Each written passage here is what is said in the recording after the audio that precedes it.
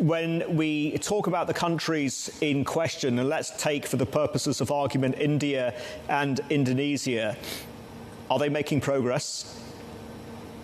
Indeed, I think one thing that I mentioned with regards to one of these key drivers that would help to sort of unlock that demographic dividend is infrastructure. So when we look at India, for example, over the past few years, one of the things that has had the most sort of tangible improvement is their spending on infrastructure. So indeed, in this past year's budget, the budget that was just announced earlier this year, we saw infrastructure spending, capital expenditure as a proportion of the union budget exceed 20% of expenditure.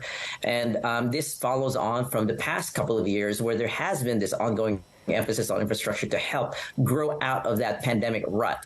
And this is indeed, I think, leading to improvements in productivity. It is helping to urbanize. It's helping to connect within countries.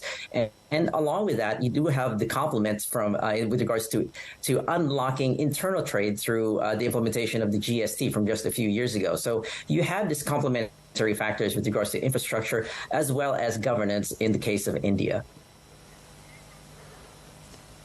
Christian, how favourable are the demographic tailwinds in some of these countries in South and Southeast Asia versus some of the other large economies in the region, such as Japan, China and South Korea?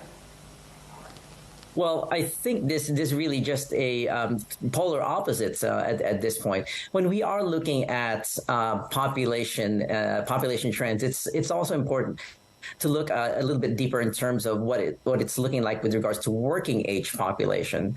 And here, I think that's much more important because this is the most productive parts of the population.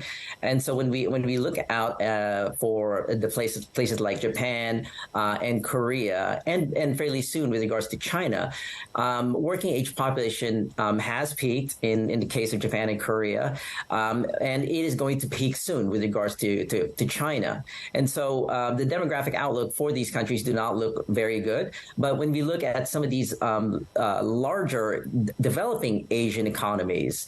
We already mentioned India, Indonesia, the Philippines. We also have Bangladesh and Pakistan. We do have much more favorable demographic outlooks over the medium to long term. With working age populations not expected to peak before 2050, if at all.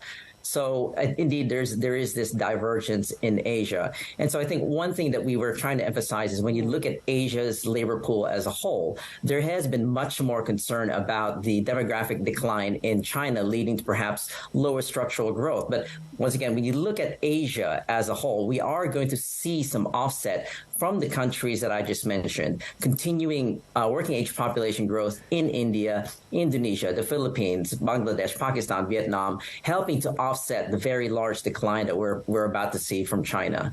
So thereby providing an economic opportunity for Asia.